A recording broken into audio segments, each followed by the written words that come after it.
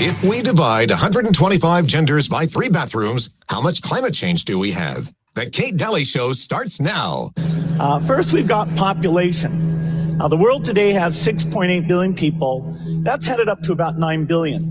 Now, if we do a really great job on new vaccines, healthcare, reproductive health services, we could lower that by perhaps 10 or 15%.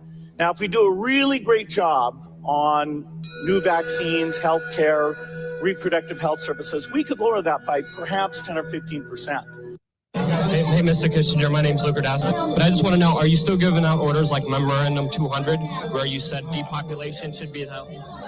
Sorry, just a question. Just ask him a question about Memorandum 200 that he wrote in April 24, 1974. It's an honest question. Okay. Kissinger, Memorandum 200. Depopulation. We're on topic now. We came here, we give you the access. If you want to burn bridges, you can do that. I don't want to burn any bridges. One that's come up for a long time is, as we make the world healthier, is the population going to get so big that feeding everybody and maintaining the environment is going to be impossible. Here we can see a chart that looks at the total world population over the last several hundred years. And at first glance, this is a bit scary. We go from less than 1 billion in 1800, and then 3, 4, 5, 6, and 7.4 billion where we are today is happening even faster. So Melinda and I wondered whether providing new medicines and keeping children alive, would that create more of a population problem? Wow, a population problem. Boy, do we have a lot to talk about today. Welcome, Kate Daly Show, at your service and live. Wow. Bill Gates and, of course, Henry Kissinger. Yep. So much to say, and apologize about yesterday. I was not able to do the show yesterday, live today, and I will be on tomorrow, Thursday. So just letting you guys know. And I really appreciate all your support and all of those that have reached out. And January, February, and July are really hard for the show. And so I really appreciate your help, and we need it. So I'm one of the very, very few left not bought talk show hosts in the country, to be honest. And it's hard, and I don't have huge backers. So it's a people-driven program. It's a people-funded program. And I really appreciate all you that have reached out. So thank you for that. And all of those that want to help, please do. I need you. I need you. Midwest Melissa, how are you? I'm good, but I have a question. Sure. Here's what I'm wondering. Okay. You know, Bill Gates was just talking about, like, he and Melinda were wondering if new medicines would be able to treat this. I'm wondering if his new medicines included the medicines he was going to give Melinda secretly to prevent her from knowing that he had picked up some kind of that was unmentionable disease on Epstein's Island. That's what I wonder. Interesting. Well, population sure is a problem for these guys. And we're going to talk a little bit about this because we're in the agenda. We're the guinea pigs. And I don't know if people really realize that. I know that it's said. I know that, obviously the people that listen to the show are going to understand that we've talked about this many times on the show in a lot of different ways. But realize this, you are the guinea pig in their project, and they feel like they pull all the puppet strings. And every speech that Bill Gates gives starts out with the premise that we're overpopulated. And boy, is he here to help, said no one ever. But that's the context in which his speeches are given. And so I'm telling you that there's so much here that people need to understand about the agendas and about what's at hand. Where do you want to start, Midwest Melissa? Well, let's start out with this. Okay. Has anybody ever challenged Bill Gates, asking him, what is his proof that there are too many people? Is there any proof? No. I'm going to propose today that that's an old argument. It goes all the way back into the 1700s, actually. Okay.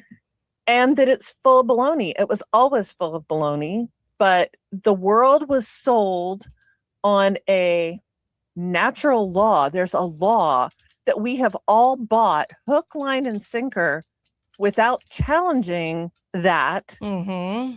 that is a completely false premise, and it was politically motivated then and now. Let's It's go. not even true. It's Yeah. not true. Yeah, I'm with you on this. So back in the 1700s, there was a gentleman named Thomas Malthus who was employed by none other than the British East India Company. Okay. And what he comes up with, it's Malthusian population. I don't know. He came up, actually, the thing that I was reading said Malthus even plagiarized the formula. But Okay. he came up with a formula and presented it as a law of nature. This is a law. It's undisputable that population expands faster than the capacity to feed that population, right? Mm-hmm. So while populations expand exponentially, Mm-hmm.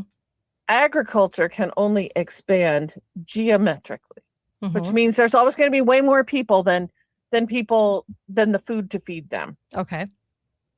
Therefore, poverty and malnutrition and starvation and famine and war and all the things that go with that Mm-hmm. are a scientific inevitability. And that's the premise that Bill Gates is standing on when he says that. Look at how fast, Mm-hmm. look how fast these things are exploding. The population is exploding. Well, what they don't tell you was that Malthus predicted back in 1798 Mm-hmm. that the population was going to expand too fast and it would cause a problem. Okay. That they continue to chum the water, if you will, with this premise, and it's almost undisputable. If you buy, it's called carrying capacity, was Mhm. what Malthus called it. Mhm. The Earth has a certain carrying capacity of how many people it can sustain. Mm-hmm. And if we exceed that, if the population exceeds that carrying capacity, then poverty and starvation are inevitable. And as I was reading this, I had to think, do I believe that? I have been Yeah. taught that. We Yeah. have higher lives, Mm-hmm. but is it really a fact? And the thing that makes me think that it's not a fact Mm-hmm. is that whenever we get to these places where the elites or the powers that be are going to say, oh, well, we can't, it's just unsustainable. We can't feed this many people. Right. And then we do. Mm-hmm. Are we feeding more people now than we were in 1798? Well, I would imagine. Yeah. Yeah. And one of the things that I read said that right now, the agricultural capacity of world agricultural production is enough to feed, what is the population of the earth right now is what Gates said, 6.87 billion, let's say. Mm-hmm. Right now, they could feed 10 billion people with the current capacity. So why do we have starving people? Mm-hmm. This Malthus sets up an equation where if there's people who are starving, it's their fault because they have overpopulated, like rats or sheep or vermin or cattle, right? Right. And what if you're going to be an anti-Malthusian, you're going to say, wait, why are these people starving? Is it really because there's no food, Mm-hmm. or is it because public policy has prevented them from having food? Right. And keeping third world countries for a reason, too. Absolutely. Mm-hmm. So it's very interesting. The guy that I was reading today, he has a Substack Mm-hmm. called Unbecoming. Mm-hmm. And he uses two really brilliant examples. He talks about the Irish potato famine. We've all heard about it, right? Mhm. Oh, so many people. The potato crop failed. And all of these poor Irish people began to starve. And they had to either leave the country entirely, Mhm, which is mhm. what my family did, which Mhm. is how they ended up in America, or they had to go and seek employment in some industrial wasteland for pennies as wage laborers, where they were continued to starve and have horrible living conditions full of disease and pestilence and all kinds of overcrowded conditions, whatever. But Malthus provided the rationale for the landholders in Ireland not to say, oh, the enclosure, kicking people off of their property, off of their land, forcing them away from their little freehold farms into the city or onto an emigration ship. It has nothing to do with our the enclosures. It has everything to do with them just being stupid animals that breed like rats. It's their fault. Right. The victims are the ones who are punished. So that's fascinating. Yeah. Yeah. During the Irish potato famine, Ireland continued to export food through the entirety of the potato famine. They were exporting grain, they were exporting butter, they were exporting all kinds of foodstuffs while the people of Ireland starved. Where was the real problem? Was it really a population problem, which is what we've all been sold on? Or was it really a policy problem? I'm going to say it was a policy problem. Yeah, for sure. Yeah, there was a lot of policy problems going on back then. Yeah. Well, not only does Malthus justify that kind of thinking, it also justifies the kind of thinking that says, and we should not intervene because we have to get rid of the excess population. Isn't that what Bill Gates says all the time? Yeah. We can reduce the population by whatever percent, 15%. And if you just take this vaccine that'll make you sterile, or that will, whatever, impede your fertility, or if, and because Bill Gates is smarter than us and he knows what's better for us.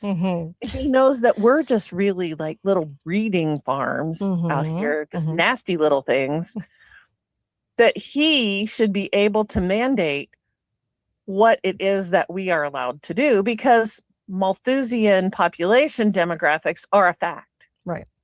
And they're not a fact. So the second example is also happened, the British in India. And yet again, Malthusian population was used as an excuse in India to what's the word I'm looking for? To make the people of India poor. It used to be before the British came in, that every little village maintained some kind of grain reserve. They would look out for one another if there was poverty, if somebody was going hungry, if somebody's crops failed, whatever. Sure. They would look out for one another.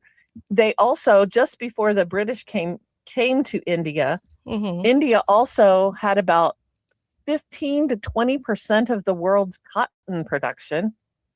After the British, that declines to only 2%, because the British forced Indian cotton farmers not to produce locally or domestically inside of India, but to sell their raw materials to the cotton textile factories back in England. Okay. So when you have Malthusian population under control, when you have that idea readily at your hand, you can do all kinds of bad policy.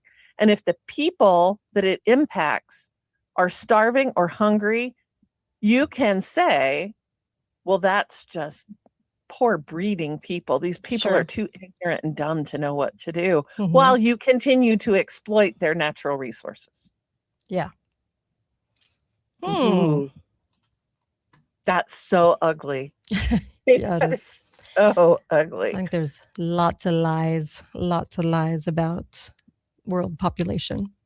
No one wants to look at it. No one wants to. Yeah. And that pattern has been repeated globally. It's been repeated in China and in Africa, all around the world. Yeah. Now, do we talk about carrying capacity so much now? Not so much, right? Mhm. What do we talk about now? You know how the game is played, right? Mhm. Mhm. The game is played by if I was a politician, God forbid, but if I Mhm. was and I came out and started talking about the carrying capacity of world population, people would be like, what are they talking about? Mhm. What we have been sold, it's still Malthusian population, but now it's sold as a climate crisis. Right. It's all about sustainability. Okay. We have to reduce the population Mhm. because it's just not sustainable. We have to, excuse me, It's okay. a part Mhm. of the game in India, Mhm. in Africa, wherever Malthusian stuff has gone, in Ireland, Mhm. has always been about land control. Yeah. Yeah. That's so true. Is that going on right now in the US? Mhm. In spades. So who is going to control the land? In Ireland, it was the aristocrats were chasing the poor people off the land Mhm. by the enclosure movement, where they kicked people off the property that they had lived on for literally hundreds of years. Mhm. Well, what are they doing here in the US? What's the gig going now? Right. Now we have Bill Gates, who owns how much of the property of the US? Yeah. A good percentage of our food. An alarming percentage. Mhm. Yeah. For sure. What's happening to are we having a modern enclosure movement where small free farmers are being chased off of their property to make way for data centers, to make way for wild spaces, Mhm. to make way for, we have to have, wind farms or solar power farms or whatever. There's a million reasons why we're not going to be given access to the land anymore. Mhm. And you know why? We're not going to, where are we going to go? We're going to go and be happy in our little 15-minute cities where we It's get, true. 25 passes to Mhm. leave a year, Mhm. and we can stick our head up out of our little urban hellscape Yeah. and Yeah. see that I can go see my children that live in a different state Mhm. 25 times a year, maybe. Mhm. Oh, yes. They want us very, very, very controlled. Mhm. But we don't ever think really about what we've bought. I can't emphasize enough that we Mhm. have bought the overpopulation myth Mhm. hook, line, and sinker. Yeah. Yeah. Young people, and Mhm. now we're actually seeing some of the real impact of that. It's become too expensive to have children. It's too expensive to own a home. It's too expensive to buy healthful food. Welcome to Ireland in 1850. That's true. Yeah. Yeah. Very, very true. In fact, I think they very much lied about China and India's numbers from the start. And remember, it was the American China Development Company back in 1895, and it was J.P. Morgan and Andrew Carnegie. And they were linking a railroad in China, and they were doing all these things. They had Standard Oil selling kerosene lamps, right, to the Chinese market. They had all kinds of things going on. And they're the ones that ordered a population study. China didn't. China didn't order that. But JP Morgan and Andrew Carnegie did. And when they said what the population was, the people in America didn't believe it. In fact, no one believed it. They said there were 255 million people, like a nice big round number. And there were only like 70, 80 million here. And so they were very curious about it. They were just saying, well, wait a second, how do they have 255 million? It doesn't make sense. Well, they upped the number. They said it increased by 40%, right? And in the next 30 years, under total economic decline, Okay. People don't have babies in economic decline.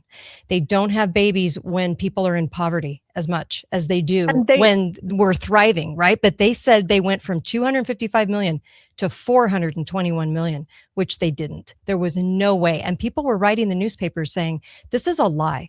This is a bold-faced lie. And I'm very much questioning whether these population numbers coming out of China and India, which were very, very similar, whether that's actually true, because we weren't growing at that rate. And we were actually doing quite well with population, but we weren't even growing at a rate that strong. So I think it started off with numbers for the eugenics program to start. So if they could say that there were all these gazillions of people living on the land in the late 1800s, they could start a eugenics program. Well, it's typical. Yeah. Because they have to prove that the population, we're just out here breeding like rabbits. Yeah. We're just mindless, ignorant things. And the truth about humanity is that we are creative and resourceful. And we ourselves, populations have a tendency to right themselves naturally. Especially if there are economic opportunities, if there is, and in fact, what happened in India, as education became more readily available to more people in India, their population became more controlled than China's had under the one-child policy. Yeah. Even though India never actually said, we don't want you to have any more children. Yeah. Education, economic opportunity alone did that for India. Now, India is the number one. They have the largest population in the world right now. However, they are not. What is happening? There's a demographic bomb going off in China right now. That's the result of their one-child policy. Right. Whereas India's economics are expanding. So it's a very complicated thing. Populations. What I really, I guess my message is that we need to be really careful about what we accept as just fact. Boy, isn't that the truth? I mean, look at even Darwin, Melissa. I mean, people accept Darwin as fact. And what's amazing is it was a theory of evolution at the time. It wasn't factual, but then we adopted it as fact. So it goes right along the same thing. I mean, Darwin was really used as a catalyst also to develop eugenics, but it's their eugenics program. Right. But it's social Darwinism, I think, has been much more devastating than scientific Darwinism. Like, if we come from an ape or not is kind of irrelevant. You know, I'm here, I've got a brain, that's that. I can't imagine that people think that. I mean, there's still apes. Social Darwinism laid the foundation to say that the whole notion of survival of the fittest socially meant that people like the Rockefellers felt that they were called to be the arbiters of fact and fiction for the rest of the sheeple. Right.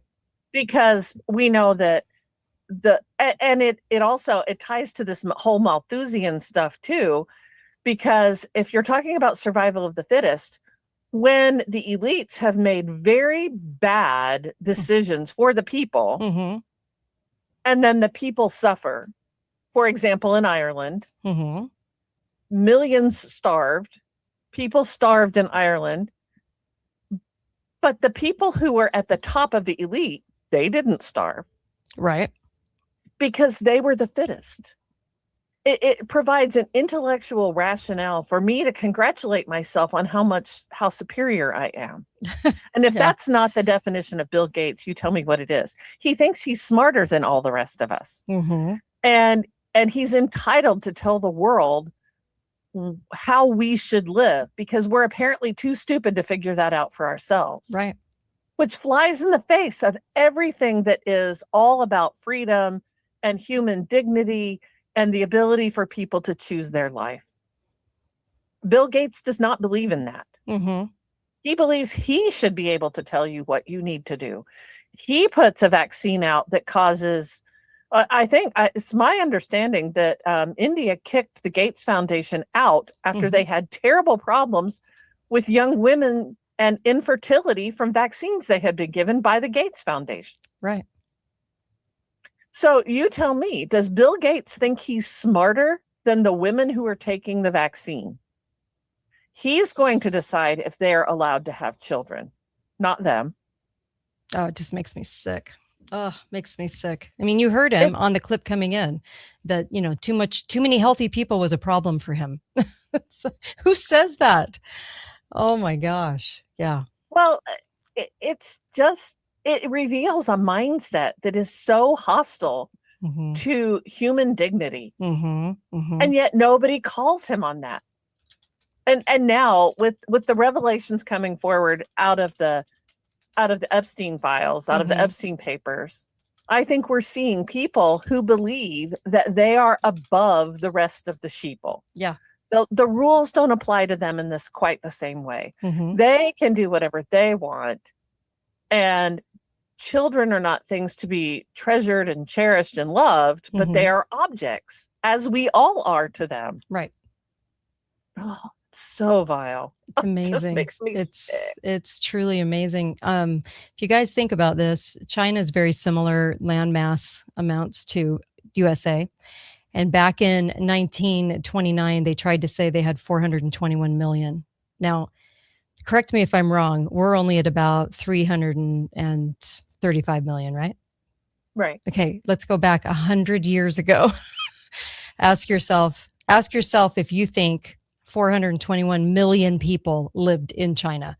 And that grew exponentially into 1.6 billion under Mao and under the one-child policy, not to mention economic hardship. So it's all a lie, and people really need to look into how they utilize the lie, which is what Melissa's talking about. It's like how the lies were utilized to give us agendas, and that's truly what it's about. And Kissinger coming along, you might want to talk about Kissinger. Yeah, we will. Okay. Well, let's talk about Marx for just one quick minute, because Karl Marx, who's no friend of mine, but Karl Marx said the following. He argued that capitalism doesn't have a population problem. It deliberately creates surplus populations because they need a reserve army of labor that's so desperate that they will accept any conditions for work. Right. That was Marx's view of it. Okay, so let's fast forward then into the Cold War years. We're in 1974. Henry Kissinger creates the National Security Study Memorandum 200. That's what your clip coming in was talking about, that Memorandum 200. And Kissinger was advancing that population control should be an explicit element in U.S. security policy. That population growth in developing countries was a national security threat. Only they could call it that, I swear. A national security You people are a national security threat. Oh, gosh. Well, so here's maybe the inside track. Okay. If a developing country with growing populations began to demand what was rightfully theirs from their own country, that would put pressure on the prices for resources that the United States needed to beat the Russians. Right. Now, I think that whole way of thinking has multiplied exponential growth happening in that regard. But it's kind of interesting that Memorandum 200 targeted 13 countries for special intervention: India, Brazil, Mexico, and Nigeria, all of which were natural resource rich for things that the United States was targeting. It's just, they were afraid that people in those countries would rise up and say, no, we're not going to sell to you. And I think India kind of did some of that. And it was just very alarming to the United States. Like, oh my gosh. Right. Some of those countries had brain power enough, kudos to them, to say, the Russians might want to buy this too. We can set up a competing scale here and sell to the highest bidder. And the United States did not like that. So for the first time in American history, with that Memorandum 200, Malthusian population control became government policy. And it was pursued through conditional aid.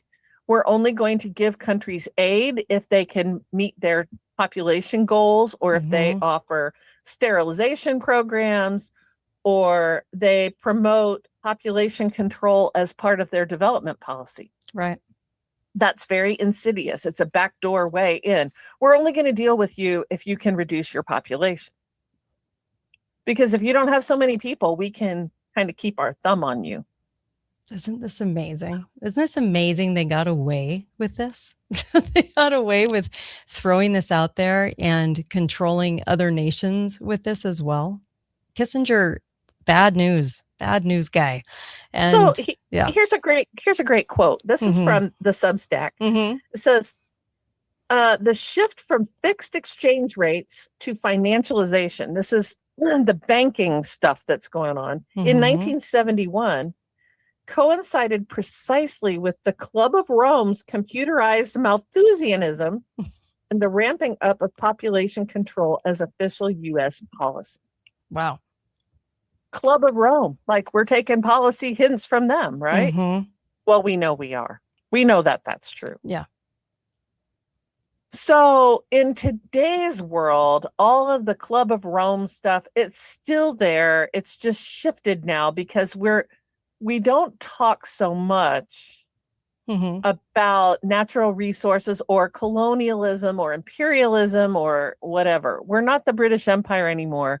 Now it's all cloaked in climate and environmental phraseology. Everything is all about the climate. Well, even in that report, Kissinger said, in these sensitive relations, however, it's important in style as well as substance to avoid the appearance of coercion.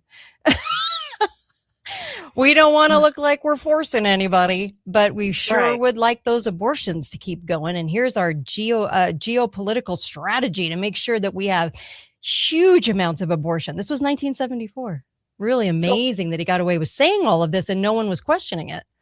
Well, ask yourself, climate change has now become the opportunity for profit taking based on climate change with investment banks as the participants. Yeah. Remember we talked a long time ago, I can't even remember what it was called, when they wanted to make our natural resources into things available on Wall Street? Remember that? Yes. That's making investment banks rich off of our own natural resources and excluding the population's ability to gain access to any of that. This is a rigged system in which the native population, if you will, the population of citizenry are being exploited against ourselves. And what's awful about it is that these same policies now have come home. Right. This is the policy that we're dealing with inside the US now. We have well, we can go back to the shift in farmland, the shift in how farming is pursued, the chemical fertilizers, terminator seeds, all of that stuff that we've talked about endlessly. The green revolution, if you will, has made farmers completely dependent on a on the system, while concentrating land ownership in very few hands, in fewer hands. Countries that in the past had been food independent have now become dependent. When the United States or whoever is forcing the sale of their agricultural goods into another country, it damages that country's own agricultural system. Yeah. We should be buying American. We absolutely should. That's true. And remember the farming, the the whole idea of claiming that there were too many people, the other idea was that they had to go from normal and natural pesticides and normal production of food to their very amped up corporation owned pesticide, the new synthetic fertilizers and pesticides. So that was the introduction of that in the early 1900s. They said, well, we have too many people. Now we have to feed them. So we have to pretty much get farmers to go with this big mass production so that we can keep up with the population. But it changed it forever, and it allowed them to kind of cull the population by doing all of this insidious pesticide use, all the things that we're dealing with even today that are causing so many health issues. And we become a patron of pharma because where are you going to go, right? So you're going to go to a doctor and you're having all these symptoms, and all of these things are a way also to cull the population too, but also to control the food, because then that's when the food control came in, right? Is it started off with a lie, then it started off when then went to eugenics, and then went to this mass production of food where they said, oh, natural, normal fertilizers, they won't work. We have to go to bigger, more synthetic things, all owned by the Rockefeller families and all of those different agencies we've talked about on the show before. So crazy how they did it in layers. This is kind of a brilliant statement here. Mm-hmm. The contemporary version of Malthusian stuff that we're talking about provides for structural adjustment programs that impose austerity in the name of fiscal responsibility, land grabs for biofuels or carbon offsets that displace millions in the name of sustainability. Development aid comes tied to population programs. The language has shifted from moral restraint to reproductive rights, from racial superiority to cultural difference, but the underlying structure remains the same. The powerful create scarcity and then blame it on the powerless. Wow. That's a brilliant, brilliant statement, and he's right on the money. I guess we can go ahead and talk about some of this.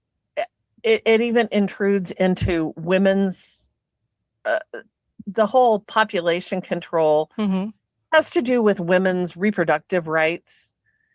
Since when have women's reproductive rights ever they never should have been about the right to do violence to an unborn child. Right. Evil. And it is. It's wicked and it's evil. And it's hostile to women. And it's hostile to children and hostile to the population at large. Right. And we've been sold that as a bill of goods too. We've been sold the notion that women should be responsible for population control through taking a pill or whatever. However, take the pill. Right. But we don't ever talk about what the fallout of it that is for women. It changes hormonally. It changes women's perceptions hormonally. It changes women who take the pill are more likely to be prescribed antidepressants. It causes problems inside of families. There's a whole slew of things that come from that we are unwilling to talk about because we have completely bought the myth that we have to control population. Yeah.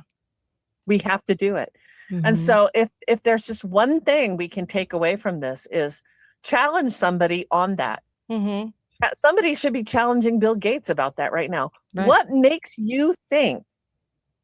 What do they do when you say, and we've talked about that, you've talked about this a lot. There's always a shifting timeline, right? Right. Oh, the world's going to end in 1970. Oh, now it's 1980. Now it's every 20 years, the world is going to end. Nobody ever says, well, the world didn't end. Why do you keep saying that? What is the thing that changes every 20 years? The climate control narrative every 10 years, at the end of every 10 years. And they start over. It's always something. Yeah. It's a global cooling, global warming, Right. global change. It's overpopulation. It's this, it's that. And what do? Every time we talk about this, what is always the solution? What is always the problem that we're trying to address? If we're going to have global warming, we have to, it's overpopulation is the problem. Yep. Yeah. whatever. It's always Well, over. every If we have speech. limited resources, it's overpopulation. If Germany has no fuel this It's winter, overpopulation. it's overpopulation. Mhm. Maybe it's just bad policy. Yeah. Maybe Yeah. the people in Germany should be standing up, and I think some of them are trying to, Yes. and saying, why do we have such bad policy that's Mhm. driving this? Yes. Yes. And that doesn't mean that we get to keep doing everything we do. I'm a Mhm. big believer in animal stewardship and Mhm. stewardship over the earth. Maybe we do have to change our ways, but we first have to be convinced that poor people in the world are worthy of being fed, Mhm. and that Well, may mean that that government colonial doesn't do it, that the churches do it, government doesn't neighbors and live themselves, right? right. Yeah. Well, we all know that in Mhm. places in Africa, things have food has sat in warehouses and rotted away while the people starve. Mhm. That's not an overpopulation problem. Yeah.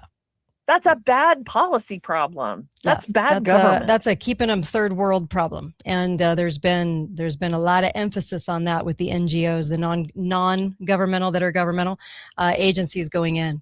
And we've had a lot of people from Africa actually speak out about that and say, you're keeping us down. Why? Why are you doing this to us? Well, why are they doing it? Mhm. That is a question that legitimately needs to be asked. Mhm.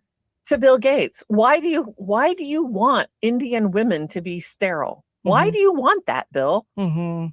That's Well, not I think he anything said that it anyone though. should want. I mean, he said it. He said, overpopulation's a problem for him.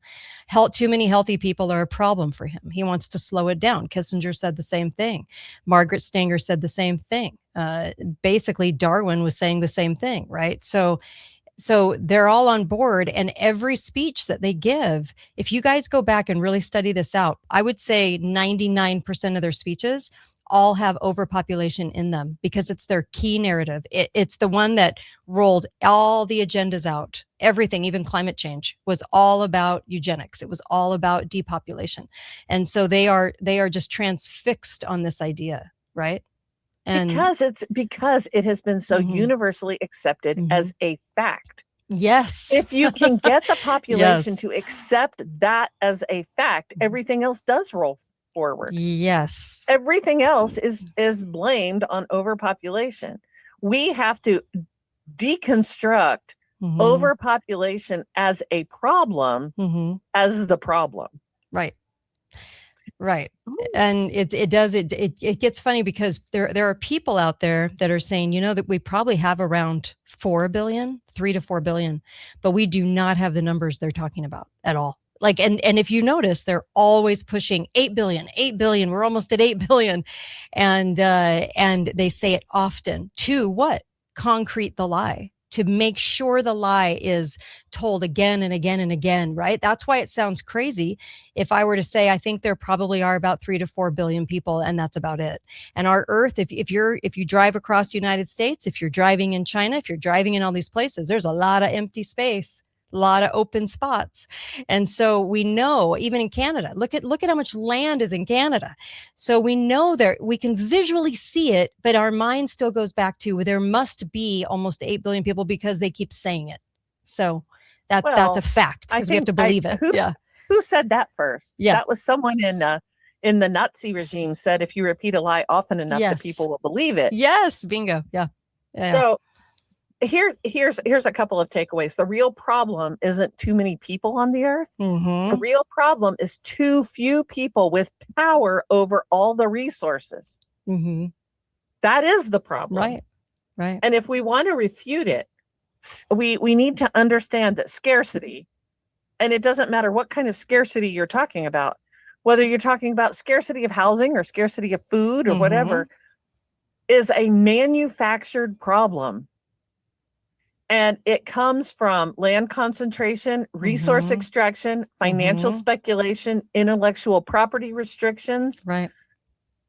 Why is it that Mexico's corn farmers were bankrupted by subsidized U.S. corn imports? Well, why are we doing that? Why did Mexico allow it? Right. Why are we allowing those kinds of imports that are bankrupting our farmers? Mm-hmm. That may mean that we have to rethink what is really important in our world. And that might be hard for a lot of us. That would be a cultural shift. But the cultural shift really has to be that we begin to value human life over stuff. Yeah. And that's a really hard shift. We've all been trained to love that too. That is so true. That is so true. And if you really think about this, I brought up the same thing with Iran, but you know, when we always think China and India because they're always pointing to those countries as the biggest bulk of the population. Okay. And that they're producing a huge amount of our population. And China is always our enemy. Okay. But isn't it interesting that we were funding them starting in the early 1900s? We were funding all of their stuff. We were funding hospitals, their schools, their research institutes, their scholarships, their you name it. We were over there supporting it. Okay.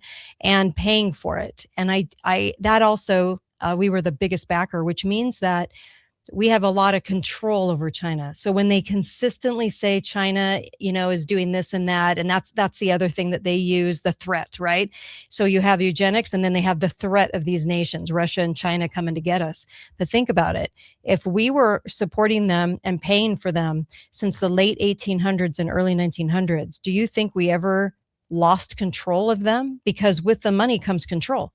And I don't think we ever did. So there's so many different narratives that they use this for. And I just think it's something that with common sense, we need to kind of really look at, right? In all these areas that you're talking about. It's like, roll this back and look at it with a whole different degree of common sense, because none of it makes sense, but we're told it often. Like you said, we just keep getting told the lie. Right. So how about this for Bill Gates? Countries in the world that have the lowest birth rates are not those with the strictest population controls, but those with the greatest equality, education, and economic security. If we really wanted to make a difference in the world, those are the things we would be promoting. And then we would take our hands off and let them alone. Right. And it's just such a control thing. There's so much. I guess my final comment about this is that this is a psyop that began in 1798. It's been going a long time. The whole idea of population control has been used over and over and over again to control populations, to control people, to control what is Yuval Noah Harari, one of the advisors to the World Economic Forum, calls all of us the useless eaters. What are we going to do with the useless eaters? Isn't that amazing? It's a horrible thing to say, and it's a total denial of the value of human creativity. Right. The thing that has prevented mass starvation globally in the midst of these horrible rumors about, resource, depletion has been human creativity. Ingenuity. We have met the challenge over and over and over again to continue to feed the world. Not we, meaning not America, but the world globally. There's a woman out of India that talks about, she hates Bill Gates also. And she says, what needs to happen in India for India to become self-reliant again is for Indian farmers to be allowed to farm. Wow. Indian farmers have the knowledge and wisdom of how to farm in India. And Bill Gates is over there telling them what they have to do. They have to monocrop. And she's like, no, we do not have to monocrop. What we have to do is we have to do agricultural in India according to the climate that we have, the understanding of the plants that grow here that we already have. And I think she's right. Right. Vandana Shiva, I think that's her name. And she's brilliant. But she's not advocating for this program for America. Right. She wants this for her own country. And I'm like, yeah, I think the Indians have the right to chart their own course. Why do they have to grow corn in India? Yeah. Why and how are they controlled? I mean, it's a good question. Yeah, and by Mhm, whom? mhm. But let's go back to that statement. The real problem is not population. The Mhm. real problem is too many people are controlled by too few. Mhm. And that's what the World Economic Forum is all about. That's what all of this is all about everywhere else around the globe. Is there's a handful of people who believe that they are more special and more gifted and more brilliant Mhm. than the whole rest of us. Right. And they're And we're completely kept on the brainwashed. They're yeah, we're kept on the treadmill, just Mhm, trying to get through the mhm, day. mhm. So we're not really unleashing the power of human potential to solve the problems Right. of the globe. Mhm. Instead, we have people like Bill Gates just telling us to kill our children and take a vaccine. Right. Ugh. Like the euthanasia programs the Swiss have going right now, and some in Canada as well. But it's amazing how much pro-death is going to happen as far as in the future. More euthanasia programs, more. It just the more death that you can get. I mean, there was even an article the other day, wasn't it, in Time, Time magazine, which is totally bought periodical anyway, and they were asking, gee, we just don't know what's happening with the youth and all of this bowel cancer and colon cancer, and we just can't figure it out. It's a mystery. And it's amazing that they can print this stuff, because the only thing that changed was the shots. So it's pretty amazing. And then blame it on smoking and drinking, something they've been doing forever. And so you'll get a lot of this, death, and we're not really going to look into it. We're going to pretend to look into it. And it just makes me sick, because eugenics has been on their mind since the like you said, really started in the 1700s, but then went on steroids in policy, and the things that were presented to us by the Carnegie Foundation and all these foundations by the late 1800s, early 1900s. So all of these so-called facts that were presented to us really aren't facts at all.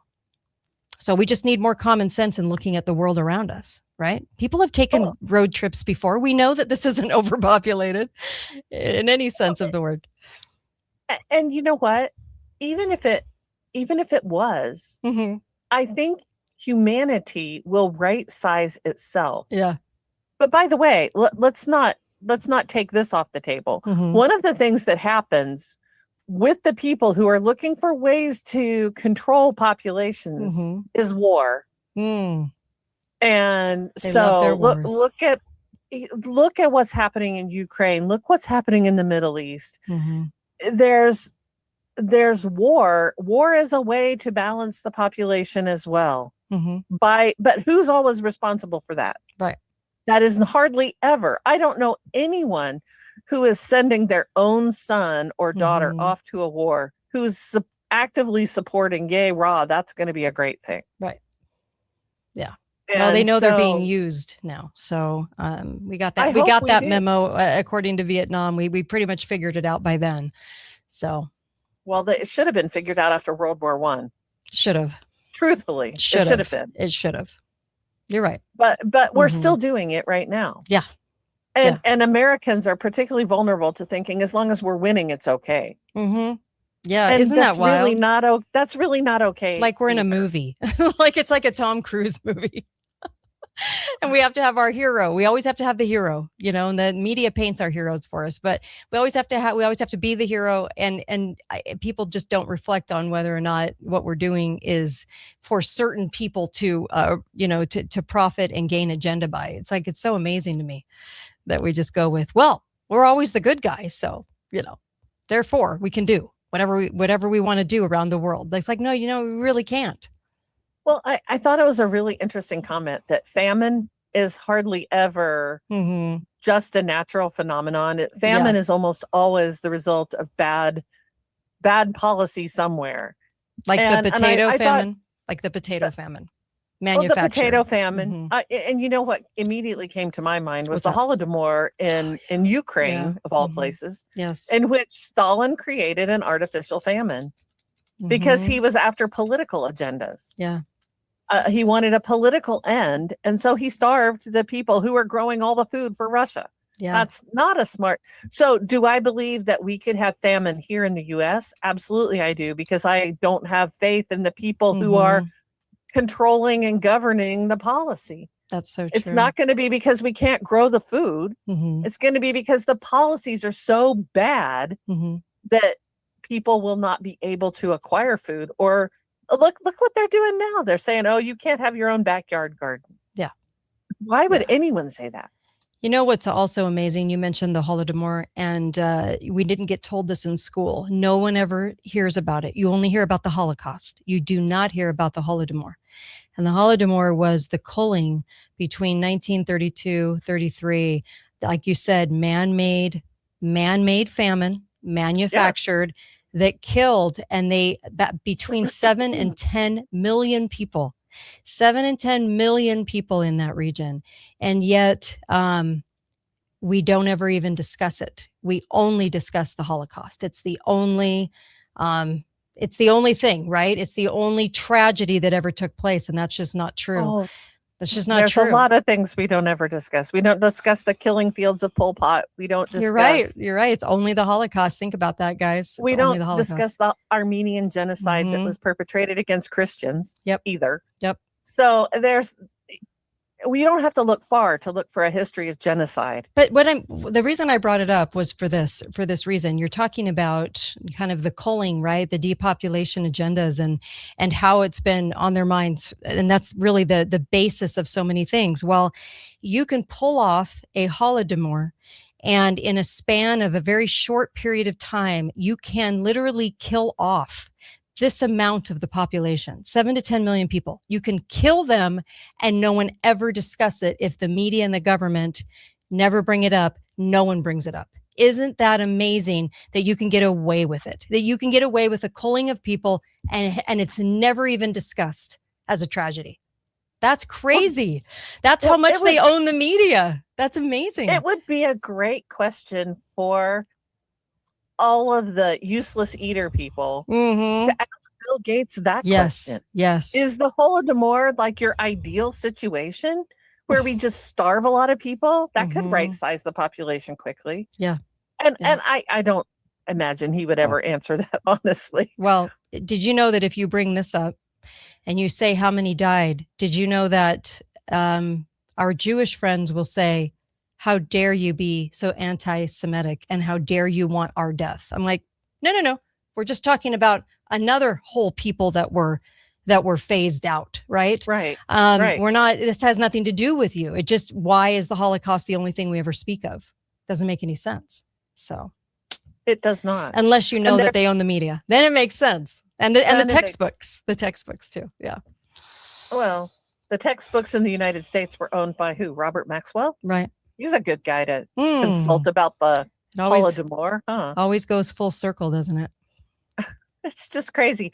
But I do think that the anti-human agenda is alive and well in the world today. Yeah. And if you really want to stand for freedom, that's a really important and very overlooked place to make your stand, is on the false arguments, on the psyop that has been sold to all of us on global overpopulation. It's just a fiction. It's not true. It is not true. Do you remember this song? Wait, hold on. Because I know Susan's coming on. Hold on.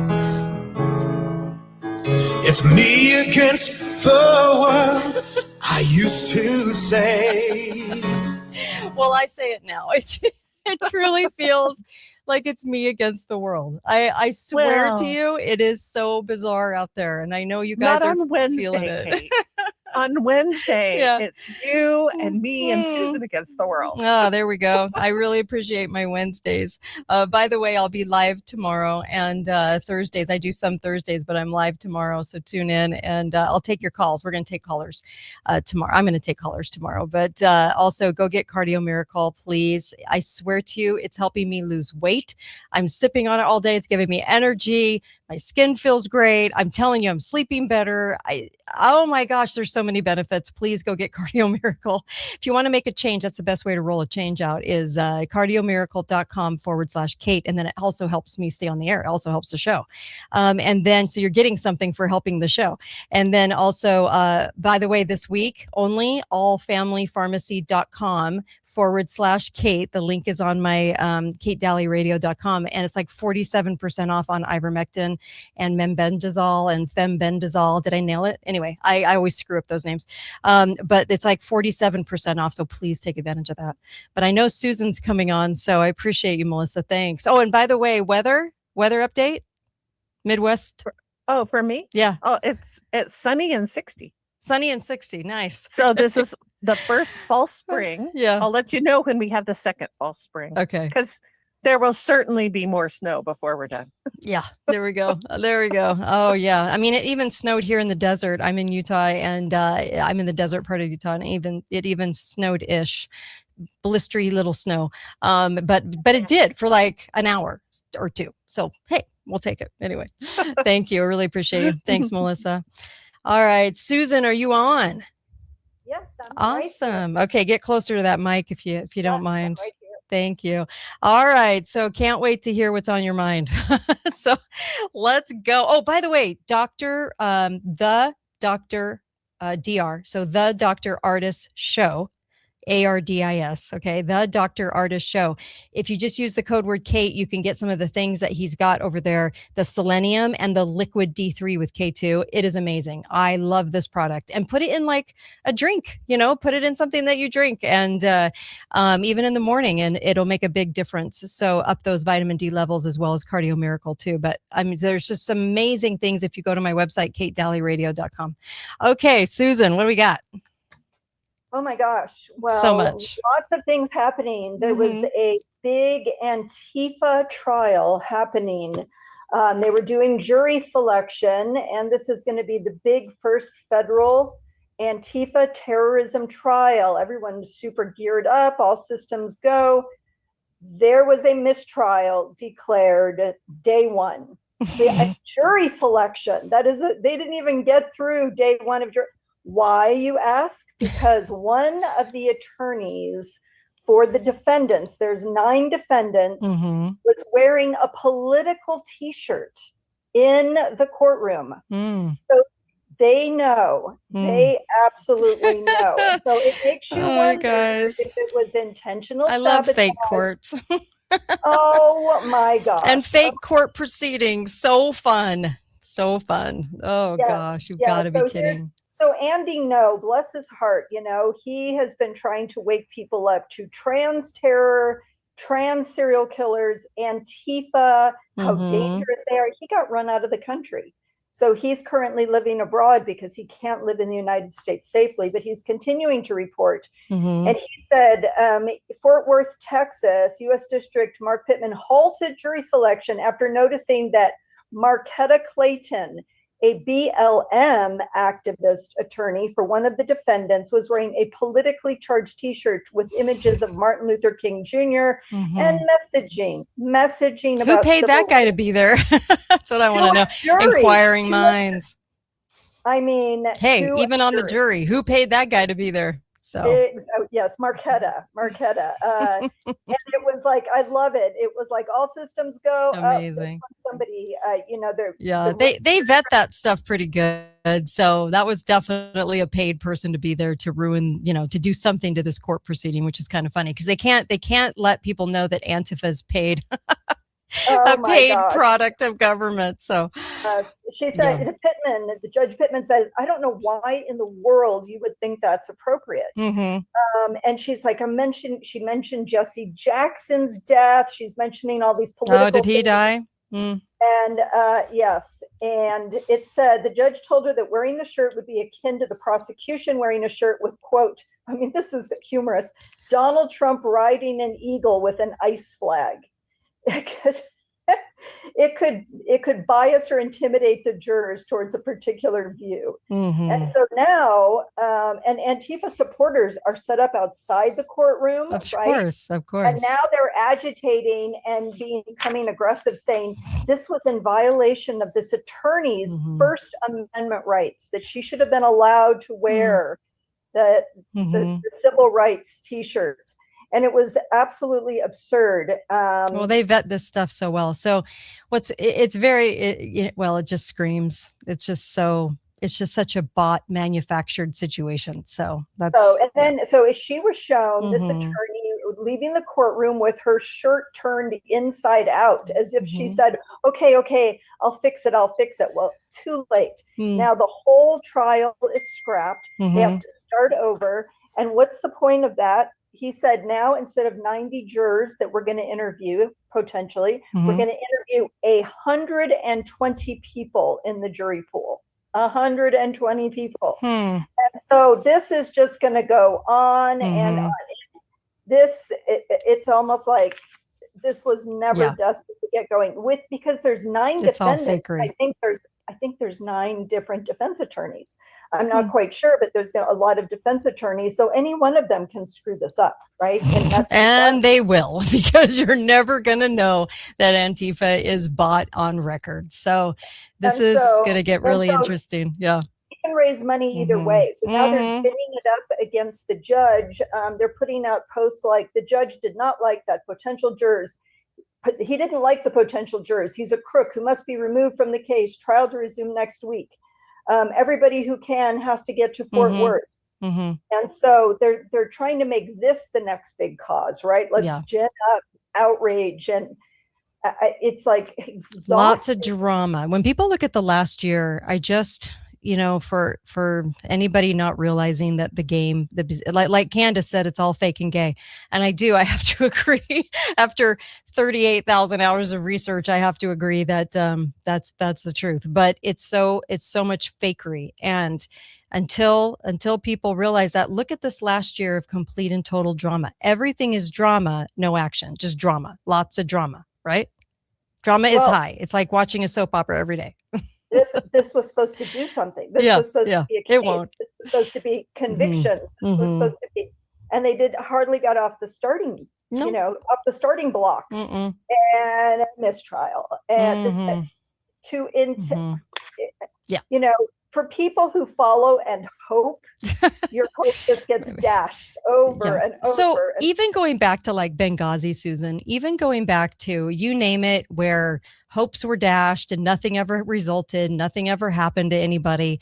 How many times do you think it has to happen where everything is dashed and the hope rises and then falls, hope rises and then falls? How many times before we finally get it in American society that we're constantly being lied to? Doesn't matter who's in office. Doesn't matter which side. Just the lies, the lies, the lies, the lies. Always the drama, right? Being played out within the media. He said this, she said this, he's doing this, she's doing this, but never anything happens. There's nothing concrete that happens. I mean, look at Pam Bondi and the look at the stock market. So, there's all those kinds, I look at Pam, and here I'm a Republican conservative, and I look at Pam like she's out of central casting. And so I just don't understand why we have such a hard time realizing how many times our hopes are raised for us and then brought down, and then raised for us and then brought down. I mean, if you were married to somebody that did this to you 24/7, you would finally get an inkling at least a couple years in, right? But we're like this battered spouse. We just keep going back for more hopium. I don't even understand why or how this keeps going on. Well, that's why even if you're left or if you're right, like if you're a genuine person, it's very hard to read the news because the news is either stoking your anger or it's dashing your hope. Yes. So it's just, oh my gosh. We've had the Epstein thing for a decade. And everyone's like, yeah, it's finally coming out now. I'm like, It will never come out. Only the manufactured files, which will be most of them, are coming out because it causes drama. You're never going to know the evil that's happening. They're never government. You can't trust government to give you their own secrets. They're not going to do it. That's why it's so insane that we're insane enough to keep believing it. I don't know. Well, if nothing can dash your hopes, let me just tell you the story that is percolating. We have found out Les Wexner is still alive. He was the head of Victoria's Secret. He made Jeffrey Epstein a wealthy man. Sold his the biggest property in city of New York to Jeffrey Epstein. And he claims he hardly knew him. So there was a deposition that the Democrats, it's a Republican-led committee, but the Democrats said, we really want to do a deposition on Jeffrey Epstein.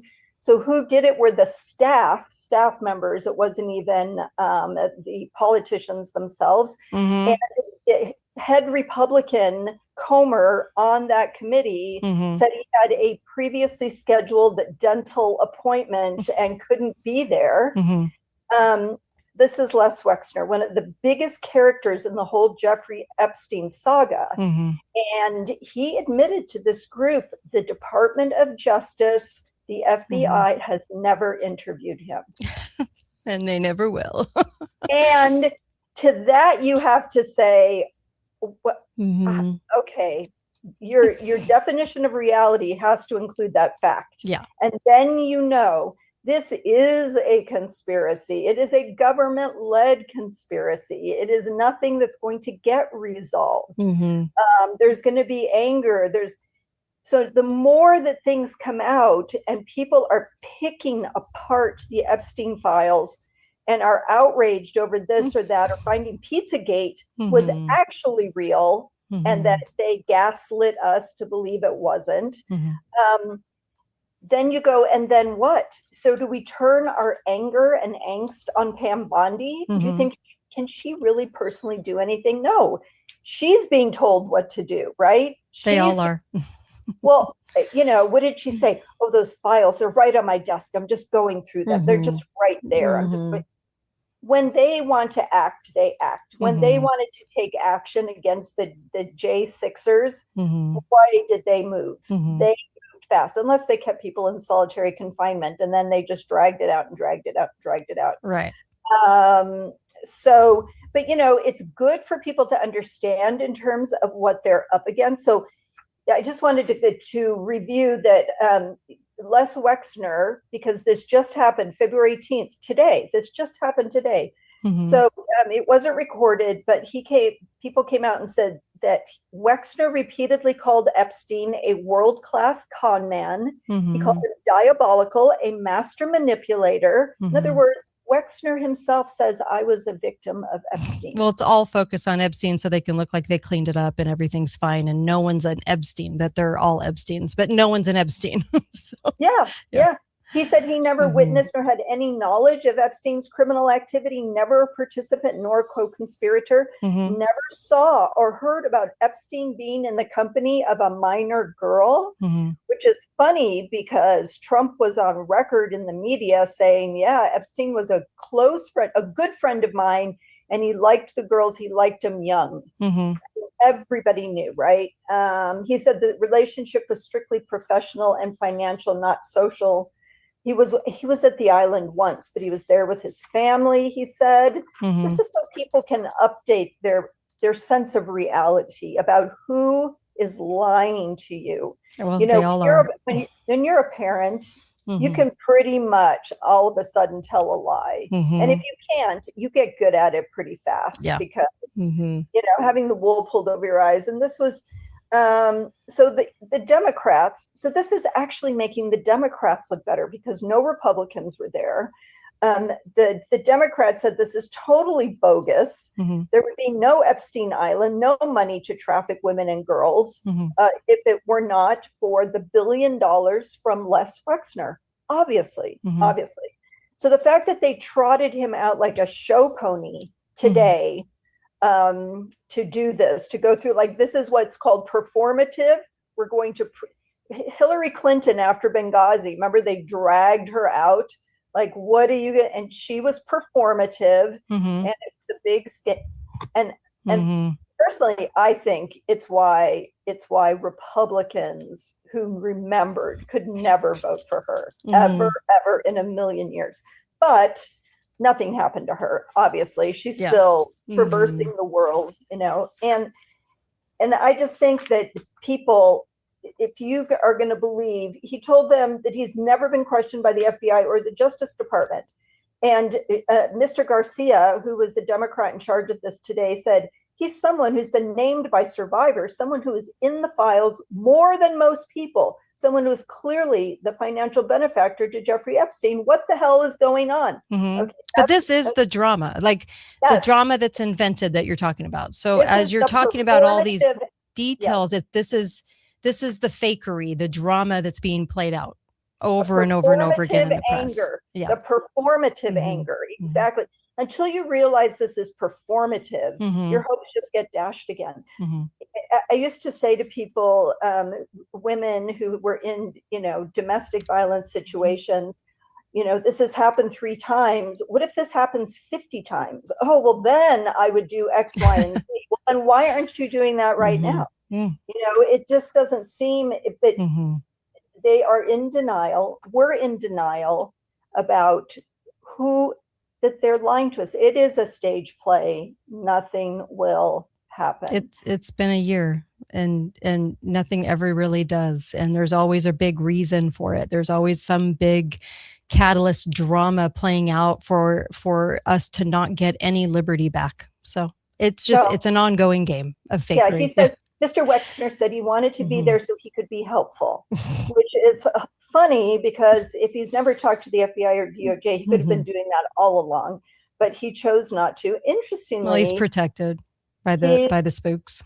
and they don't want him. They really did not. Well, they don't want him to be exposed as a spook, so they just keep it on the down low and act like they can't interview him or be around him. Yes. Yeah. Well, and for the new people, this is called a limited hangout. We're going to have a little bit of information to look like taking it seriously. Yeah. Leak out or call the people in. See, we did our job. And if you really want these people prosecuted, you need to reelect us and you need to give us more money so that we can do this properly. This is just like the roads in California. Jess will finally fix the roads if you just approve X billions of dollars that then go missing, right? The roads do not get fixed. They look like they're pretending to fix them. They set up to fix them. Like, where are the people? So that's what this is. And it's really disheartening to have to tell people this and to convince them this is what's happening. Like the truth. The reality, it's sad. It's sad. But ultimately, our Christianity, I think, will save us. And there is a mass movement of people who are pretty outraged by this, like are shocked for the first time. And that's what I'm saying. Thomas Massey came out and said, Les Wexner has been involved. Yes, as you said, for 10 years. But some people who are younger are just waking up to this. And I do think there is hope in there is a revival of Christianity. There is a revival of church going. There is a bit of a revival of people seeking truth. And I think that it might be that mass that then has an impact. It's going to make it harder for evil to just operate the way it wants to. I think that could be true. What do you think? I don't know. I hope people, it's funny because we really need to get close to God. And I don't know if people realize what that means and have a lot more faith and lean on him a lot more. Not only to understand all these lies and the fakery, but also to get direction on what to do and how to be a really good asset, how to be not a spook asset, but like an asset to actually help people finally get out of this thinking coma that they're so deeply embroiled in. And It's really, really difficult to do because the brainwashing is real. And what's funny, what's ironic about it is your Bill Gates and are the most brainwashed among us, really, because they believe in all of these narratives. They believe, just like we were talking about with Melissa, they believe all this stuff. But the people are as brainwashed, and we just keep getting fed the drama. And it's like watching a never-ending soap opera for 100 years. And here we are still hooked on, even though we know the sets are fake, the actors are fake, and everything's fake, we still get hooked on the drama because it's emotional. So we still get hooked into all these little details, like all the things you've been discussing. Those are all the details, and they want us fighting about them. They want us arguing over them. And it's so amazing that we haven't caught on yet as a mass populace, you know? So yes, amazing. because really behind the scenes, as much as we focus on Jeffrey Epstein and his sexual crimes, he was doing the science stuff, but he was also committing financial crimes and making statements like really what we want to be doing.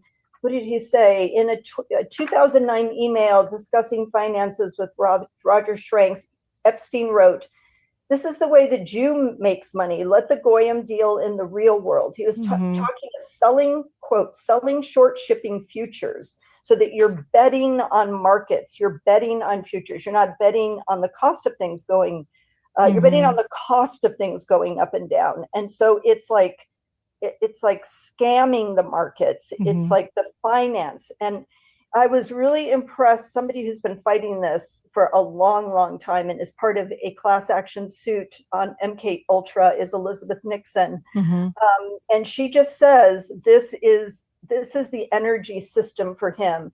And she talks about the fact that her mother was an MK Ultra victim. And now there's a class action suit in Canada that she's a part of to fight against this. And she says she thinks people in their 20s and 30s and 40s are starting to really understand this for the first time and recognize. She said her family, her father came from one of these bloodlines and was connected to the Churchills and Princess Diana and all the rest of them. And he would get invited to these hunts. He would get invited to these events, these private men's things. And she said he avoided them like the plague. He was super social, life of the party, and he would never, ever go to those. And she suspects because he knew what really did go on behind the scenes. And she said she says what's happening too is there's big, it's like bowling pins, right? The bowling ball of the Epstein files, and people are having to resign. So there's a big talent agency here in Los Angeles, Wasserman, and he is having to sell that agency because he's mentioned in the Epstein files in a way that does not come across well. People were quitting his agency, and so he's having to sell it. And it's like people are getting revealed and big business things are happening. But she said she ate in the same rooms as Ghislaine Maxwell, and she got invited to those things, and she didn't really realize who she was. She knew Maxwell and then figured out, oh my gosh, he was like a Mossad spy. She worked for the Mirror, and somebody said, hey, would you like to take these documents for Maxwell to Israel? And she said, yeah. She was young. She says, sure, that sounds like fun. He's like, I'll meet you at the milk bar in the city. She's like, what's a milk bar? He said, oh, you're not Jewish? She goes, no. And he's like, never mind. She's like, come on, I'll do it. But she said she was there. He was like the lizard at the top of the heap. And she said, but this was what was interesting to me in her most recent article. She said, I was a journalist. I didn't even brush my hair. I rarely wore makeup. I spent my life being harassed by married men in these circles, in these elite circles. She says, I grew up in a world where women were honored on the street, in the house, in the culture, treated with respect as givers of life. She was raised as a Christian. But here I was in a small wood-paneled lift at the House of Lords in Parliament with the Earl of Bessborough, 50 years my senior, and he pushed me violently into a corner and plunged his hand down the front of my dress. Mm-hmm. And then his wife invited me to their Christmas party. She goes, I did not go. Mm-hmm. And she said, but it went on and on like this. Mm-hmm. She says, there was a young oilman, John Bryant, came to town. She said, tried to bully me and taking him to a ball. Who did he end up with? Fergie licking her toes. Remember that whole scandal with Fergie? She said, it was unbelievable. She said, this is how it puts Ghislaine Maxwell in context. She said, I grew used to being pimped out by older women met through my work life. Lord TK wants to have lunch with you. He wants you to call him.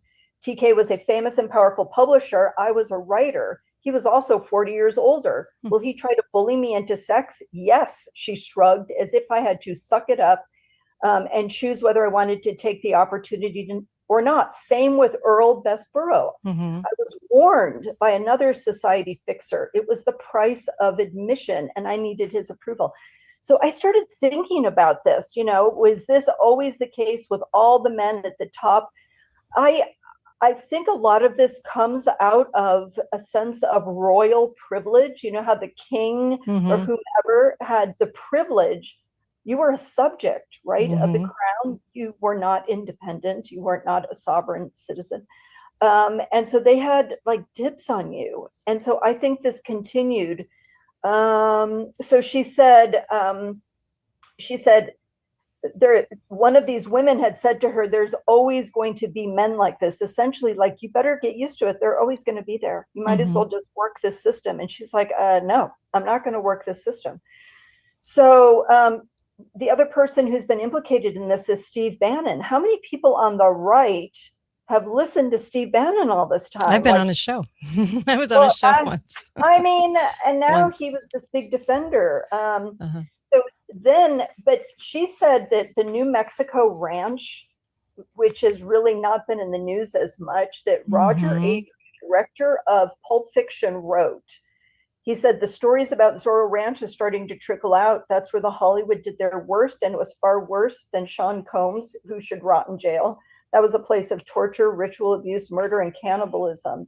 And this is here a young man describing Tom Hanks' involvement, and Hanks' cruelty is broadcast by victims. He's still escaping retribution.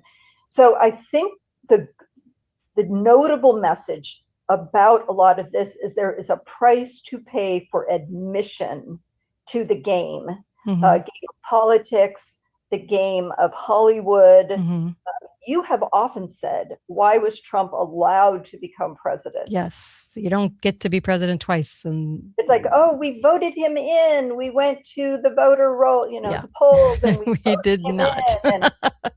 We did not vote him in. Elections been, the software has been in place since 2004. And before that, there was always election fraud. But since 2004, we haven't stood a chance. So yes. And she makes a point about the culture that I've never completely appreciated to the degree that I do now. She reposted a thread that somebody said, a woman, when I was 9, all I wanted was clothes from the Limited too. That was Les Wexner. When I was 12, all I wanted was glitter lotion from Bath and Body Works. That was Les Wexner. When I was 16, all I wanted was bras from Victoria's Secret and shorts from Pink. That was the young underage. And she said all these brands were owned by alleged conspirator Les Wexner during the height of his crimes. Realizing how much of our millennial girlhood was tied to unspeakable acts on girls like us is a particularly brutal gut punch. So I think this generation takes these things a lot more seriously, and it gives them an ick that they didn't know was important to have, like a morality pinging on their soul that they didn't know was important to have. They're so concerned, these upcoming generations, about sustainability and the planet and what we're doing. And now they realize they have literally, through their buying choices, funded this cabal. And I think that's why it's hitting them harder. And I kind of agree with that it's making that. And she says, why is our film and TV so depraved? Where does all this depravity consistently come from? And if you can trace it back to the fact that there's groups that say, here's the price of admission. You do these things, you agree to these things. Then it makes more sense, I think. Sure. So anyway, that's it. And she also talked about how the Briggans, who you've had on the show, Peter Ginger, Briggan, and who talk about the drugging of America through all these psychotropic drugs. Yeah. She said they brought it to her attention about the GATE programs, the gifted and talented programs. Oh, that's a biggie. That's how they find their spooks. The gifted programs. It's how they, through all the way through college, of course. All the way through college. And I happen to know that's true because I know a family member who kind of, put their toe in the water of that. And it's serious business. They come looking for you. They're hunting because your intelligence and your intelligence is an asset to them. Yep. And so the military is going to show up first, right? And they want you. So I thought that was very, very interesting. Elizabeth Nixon, who's had to spend 20 or 30 years coming to grips with the fact. Right. That's the realm that her family tried to get away from. That she would have been raised in had they stayed in the city and not moved far out into the country away from that influence. Right. Anyway, I just thought it's super interesting. She points out too that in Christianity, all authority is given to us on this earth through the sacrifice of Christ, and any demonic forces these abject, vicious losers conjure up in the blood rituals is easily beaten off by any Christian. And that is where the power comes from, our Christian sensibility, our testimonies and understanding of Christ. And I totally agree with that. I think that's why I watch Candace Owens. I'm not saying I agree with all her theories of everything. She doesn't even know what some of her theories entail, but I feel like her Christian faith is giving her strength. And that to me is a testament. And that is what you need to face the horrors of the reality of this world. And to see things through that filter and not be afraid, and not be discouraged. Yeah. It's actually encouraging. There's so much to be encouraged about. What do you feel about that? Yeah, I mean, for sure. Like I said, we need to realize what it means to have faith, what it means to rely on God. That's really what we're talking about is a nation getting back to God, because I could go on and on about that, but I don't want to. I'll do that tomorrow. I'll talk about that tomorrow. So, but there's just, we need to up our game on faith, on knowing, and also extending that into praying for common sense and praying for the truth of things. Absolutely. We don't usually pray for that. Yes, to pray to see the truth. And I think to pray to love people so that we can gather more people, we can support more people who we might not totally agree with, but help them see what evil is and understand they've been deceived too. Yeah. We're victims of this, indoctrination and brainwashing, and not to disregard them out of what hand. That dinging is. Yeah. Oh, sorry. And I just think that if that is the case, we will gain more people to our side. Yeah. And so I think that's really important.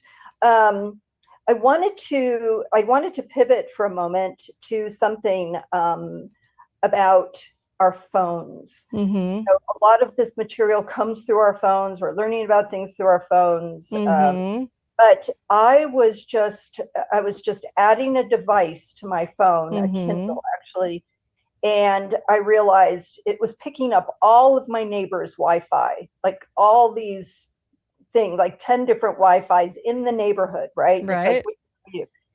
And somebody posted this thread and they said, let me just explain how this works to you. It says your phone scans for Wi-Fi networks 24/7, even when you're not connected. And what they what intelligence builds from those scans, because your data gets sold.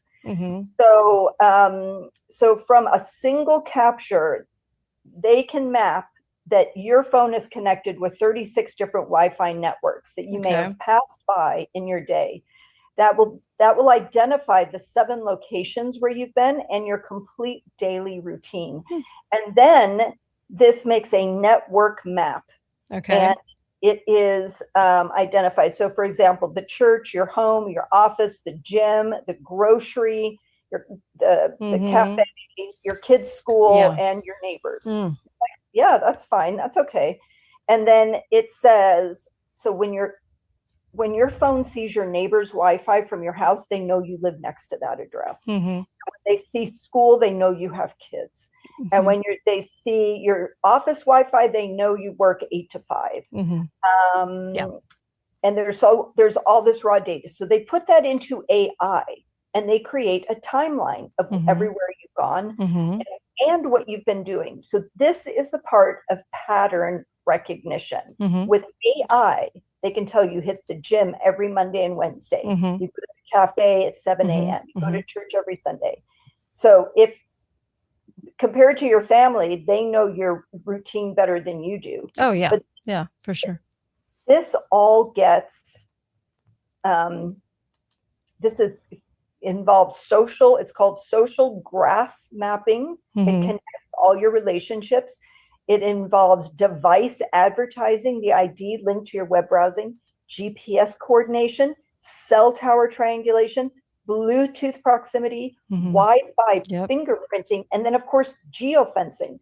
So for people who don't remember what geofencing is, if you go into a location, geofencing captures all of the cell phones identification numbers of the people, say in a church or in a stadium. What is it that you always say if you're going to go to a protest? Yeah, don't bring your phone.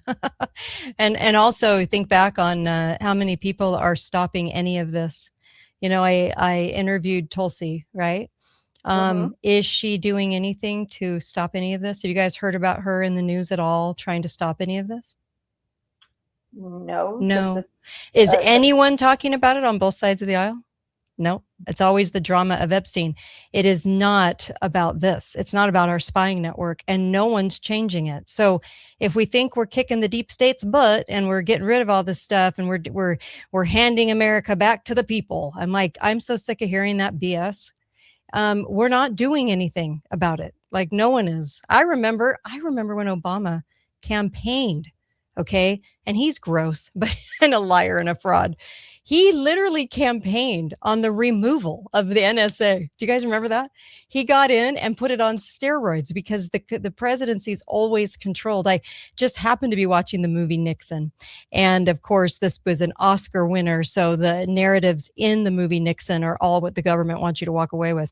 But I'll never forget there was a clip of Nixon basically saying that he doesn't really have any control, that he's controlled, that he's told what to do. And but he wants to be in control. He's not. And I reflect back on that piece because it was such an admission allowed in that movie. And I don't think anyone even thought about it at the time. This was like 30 years ago when that movie came out. But it's so fascinating to me how not one single party, nothing, no one's talking about the removal of the NSA or even tearing it to shreds or bringing it down or even removing a lot of its policies and things that it can do. We have those FBI centers around now everywhere. They were never supposed to be where they are. And we've got the CIA centers. They were never supposed to be all over domestic soil. They are.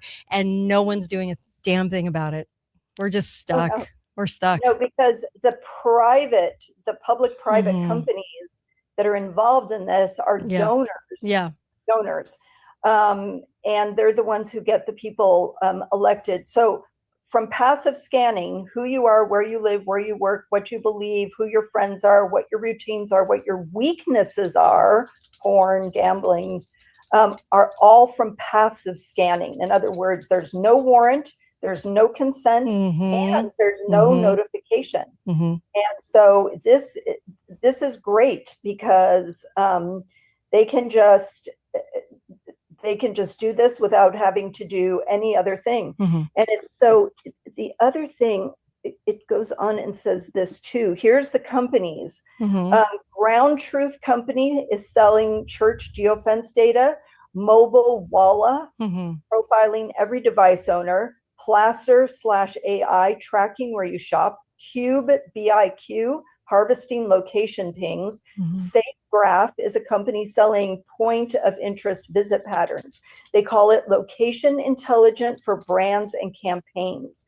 Essentially, they're selling your life. Mm. And so then there's actually a group, a posting that talks about what you can do through your iPhone settings and your privacy and security, location services, network and wireless. You can turn it off. Mhm. But you're still vulnerable because of Bluetooth and cell towers. Mhm. And so actually your only defense is to leave your phone at home.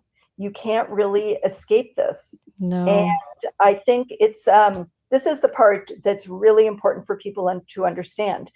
The reason this is important and for political purposes is that foreign governments buy this data from brokers. Mhm. Political campaigns are using it for micro-targeting. Mhm. So micro-targeting is, the Christian woman who has 3 kids who are between the ages of 5 and 9, and like this micro interests of those individuals. It also is influence operation identifying high value targets. Mhm. So you maybe make a lot of money or you're very active in your community. They target you. Propaganda gets personalized to your movement patterns. We saw this in the Minority Report. Remember where he was walking down the street and all the ad campaigns are targeted to him. Mhm. And so they can hit you with AI generated content designed specifically for someone with your exact profile, which is so mind blowing because that can be millions of different AI generated content. They can, it's so mind blowing. I don't think we can actually put up a psychological defense against how they're targeting us. And they'll use these profiles, for example. So they're using TPUSA as an example. They have a super feed, Arizona government. They make this, they call this ministry outreach, but it's surveillance wrapped in religious language, funded by foreign money. So when we say, oh, our Wi-Fi fingerprint, that's just one layer. Yeah. And the idea that what are foreign governments going to do with this? Why are they so interested? They only do what we tell them to do with it because we control them. We control them with money and favors and all the rest. And yep, they're completely controlled. So it's so funny when we always say that, when it's like a national security thing because foreign governments are going to get a hold of it. We control all of them. There isn't anyone we don't control. The government, the spooks. Anyway. Oh, absolutely. And it's really, in a way, a super government because it just involves a lot of people who can bypass. They can bypass most of government. They all just interact with each other and make agreements and then tell their governments what needs to happen. So they're just bypassing everyone. And so when our politicians say, oh, we're going to get this pushed and we're going to make sure this doesn't happen, it's almost like, what do they say? Arranging deck chairs on the Titanic. You're doing these cosmetic things, but the deeper things are what's making the bigger difference in our lives. Otherwise, we wouldn't be in the situation that we're in. Yeah. With the super high taxes and the bad roads and the terrible schools. There's a case working its way through the courts where a girl from Puerto Rico went to college and then sued her school district. She's like, I'm illiterate. I can't read. I can't write. I go to college. I can't read or write. They're like, well, how did you graduate with honors? Right. And they're, well, here's all the ways they helped me trick the system by having me, listen to texts instead of, she goes, but they wouldn't teach me to read. Right. They just sat me in the corner. So this is a lot. This is a lot to absorb because this technology has so surpassed, it's Mhm. called black box technology. We don't know how Mhm. this stuff works. We don't know the inner workings of it, right? Right. We just know. Have you ever tried to add a device to your Wi-Fi and all the little steps you go through? It should be easy, right? Right. But we don't know how that works. Mhm. We just follow those steps. Mhm. Therefore, it has surpassed us, and it tells us what it wants us to do. And that's what's Yep. gonna be very interesting. Have you ever wondered why we have restricted access? No one's allowed in the data centers to even do a tour. Do you know they blame it on HIPAA, even though if you walked in a tour, you'd never be able to see anything because it would be enclosed. But we're only shown AI production pictures of the inside of a data center. We're not really actually allowed to see it or go in. Interesting. Yeah. Surprised about that. You know, when I was a little girl living in Chicago, I walked through a data center at IBM with my father, and it was the big machines that sat in the big ice cold room, and you walk through, and all you saw were machines, you know, just swirling around. So it makes you wonder what they not want us to see, or not want us to ask questions about, because. I mean, there's not much to machines, but would there be something else? What is their intent? This is a lot of money changing hands over this data. And the data is us. The data is us. Well, I wonder sometimes, you know, they're building them out at a pretty fast rate. We have almost 4,000 of them in America, Wow. over almost 11,000 of them worldwide. And they're building them faster and faster and bigger. And the cities are making a ton of money off of the real estate. So they have them kind of bending over for these data centers. And the cities are happy to do it because they're all run by Nimrods. And then also you've got people not allowed in them. I think that at the rate they're going and building them, by the year 2030, you know, we're going to have so many of these in every city. And I actually do think they'll be used for other purposes other than data. I think at the technology that we have, we don't need large data centers like they needed in 1945 when the first one went up. We don't need that. We everything is basically run now, and it is smaller than ever. Your computer is a phone and a watch. I mean, this is ridiculous that we buy into these large data centers that we need them, and I actually do think they'll be used for something else, and I think that's why we're not allowed in. We're allowed everywhere. Why are we not allowed in there? We're not allowed in where the gold is, and we're not allowed in a data center. I mean, you can't even go look at the machines. I just find that very interesting. Wow. Right. Yeah, it is suspicious. Like building them right under our noses for a totally different reason. And someday we'll look back and go, we allowed those to be built. And the cities welcomed them for all of the cash. And everyone was on board and celebrating and drinking champagne over all these data centers going in. And we didn't stop it. And we should have known better, right? Because we didn't need them. And they're going to lie about the usage of utilities and water. And Larry Finch proclaimed over at Davos just recently that you are now on the bottom of the totem pole when it comes to getting your utilities and water, and data centers are now regarded as first on the totem pole. Was this Larry Fink of BlackRock? Is yeah. That he? Wow. Okay. Yep. He said it. He goes, people are down here. Data centers are the top now. So that means we get them divvied out to us, which means they're going to be way more expensive.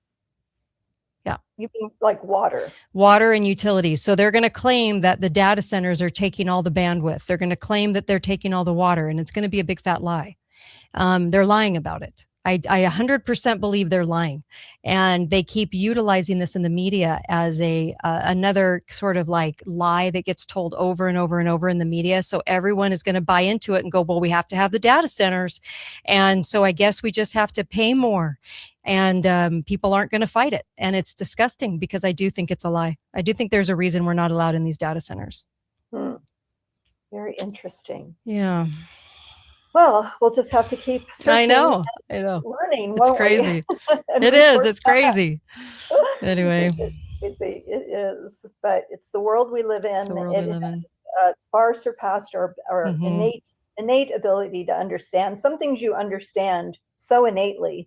This it takes, Well, we don't even this understand it. is why they had to control the elections, because they had to control who gets in a city.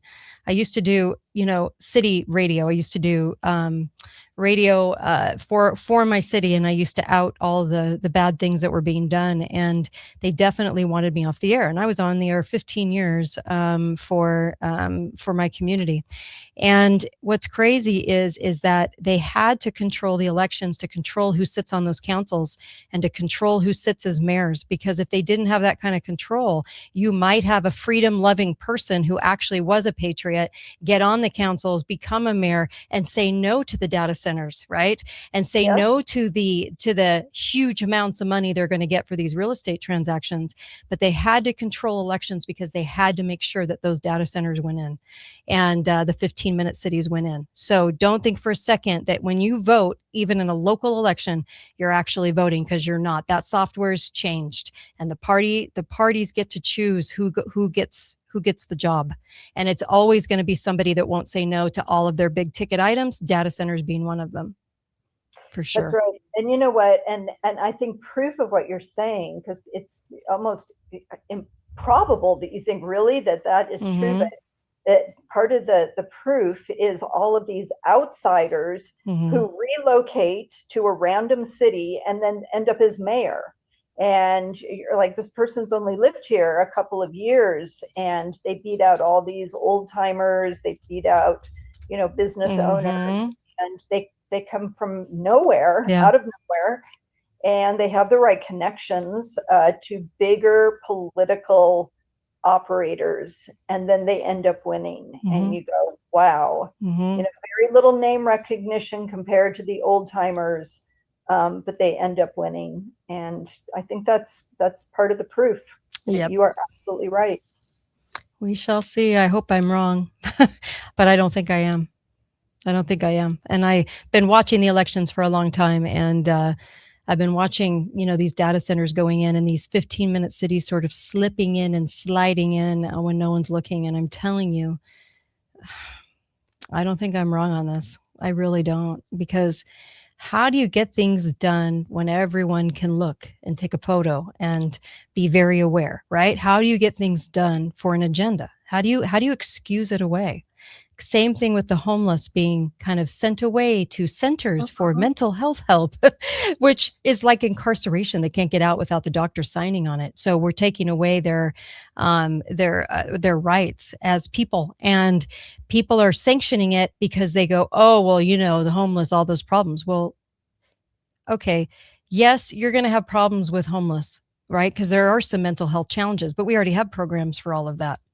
And the increase in violence hasn't been going on. It's about the same, but they've invented it as a new thing to worry about so that they can slide people into these centers and no one cares, because you're doing what's right. You're getting somebody into a center, but it's depriving them of their rights. So they do everything on the sly. They have to, and they have to have places. They have to have places where they can put people for not believing your government mental health status. So not believing the narrative mental health status. I mean, it's sad, but, and I hate it because I feel like, dun, dun, dun, dun, but this is where I think we're headed, and they always have to do things on lying about them. So what do you do? I know. I didn't realize it was, I looked it up. China has a national standard for a 15-minute, they're called community life circles. So, if China's doing it, it must be a rotten idea, because, China is not interested in quality of life. That's not their primary interest. It's management of humanity. Yes, I agree. It's gonna, it'll get crazy. By the way, I just wanted to mention tomorrow's show is George Webb, and then I'll be taking calls, but I can take some calls during George Webb too. I'm George Webb, reporter at large. We'll have to see what he brings to the table tomorrow. I'm sure he's always working on things, so always flying everywhere. So we'll have to see where he's been. So I appreciate that. Anyway. He's got some great AI generated music videos on his X account that are so funny. Yeah. I'm very impressed by the AI generated, yes, music videos. Oh, everything's fake and gay. When Candace says that, I will say this. I've done an awful lot of research, and the fakery is so bad, and I wish people on the right and the left could see it. I really do. I wish that it was. I wish that it's pretty obvious. I mean, I don't know how people are still after being told so many times. The hope rises, and then of course the drama plays out in front of everybody, and we've had nothing but drama. And I just hope the right and the left can see it, because we've got two extremes on either end that aren't seeing it, and it really worries me. And I think it's actually pretty obvious. So we've got to get people to see this. I mean, to see what's coming, what we're all sanctioning, and government doesn't know how not to lie. It's the MO of government, and the founders would have told you that. So it's pretty amazing that we keep believing that they're going to divulge their own secrets. And if they don't, you know what I mean? Yeah. It's all about survival of that bureaucracy. It's like it's like people that say, well, you're a conspiracy theorist, and it's true if MSN says it. And if Fox and CNN says the news hasn't substantiated that, Kate. So you're a conspiracy theorist. And I'm going, you mean the bought and sold news hasn't told you yet another lie? And so I'm the one you should question. Wow. Oh gosh. By the way, did Doge do anything? Nope. No, I know they did delete some people who were 160 years old from the Social Security, but that was just math. It was it was a way to implement AI into our government, and it was a show pony. It was a show pony because Elon Musk is part of the government. So and I don't believe for a second he was ever behind some computer working hard. So it was definitely a ruse. For sure. For a while to keep everybody going, but Doge is working. And I'm like, no, it's not. At the time. This is what we've always wanted. Somebody to go in and look for the corruption and but he did have some alarming things to say that really did agitate people. And then you can't tell that anything happened. But the government is too big to really have an impact. It's way too big. Yeah. Any small thing to have that kind of an impact. Like LB says, I saw where Musk wants to put up centers in space where we can't get to them. Yeah, we'll never be able to get inside a data center. And then of course, yes, Angel Blue says yes. Doge did data collection hours. Yes, it was data collection AI. It was a lot of things that we don't want to see. So, right. Well, and if there's ever a mistake, if you ever say, well, you've got this wrong about me, or you did this, there's no way to fix that. I know. This is all out of our ability to fix and repair. So that's part of the problem, that we can't just give them a blank card and we can't stop saying this is not right. Look, and we're being lied to. I know. And I'll get called crazy every day of the week, and people love to do it. Right. But it's okay. It's okay. I'll live. At least I told the truth. So. That's right. The truth prevails. I sure appreciate you. Thank you. Make sure and visit my sponsors. Donate to the show. I would really appreciate that. January, February, and July are the 3 hardest months for somebody not bought. So please help the show out. And there's an address you can send a check to, but you can also Venmo. You can do those things too.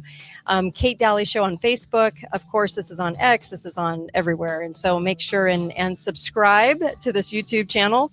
And you'll be able to get the show, which I love. And of course, the sponsors, the amazing sponsors and products, because when you buy their products, you help me stay on the air. And I really appreciate that. Go get some Cardio Miracle. You'll feel tons better. And make sure and hit that sale for prepping and for traveling. Hit that sale at allfamilypharmacy.com for its ivermectin sale right now. It's huge. They do all kinds of new things too.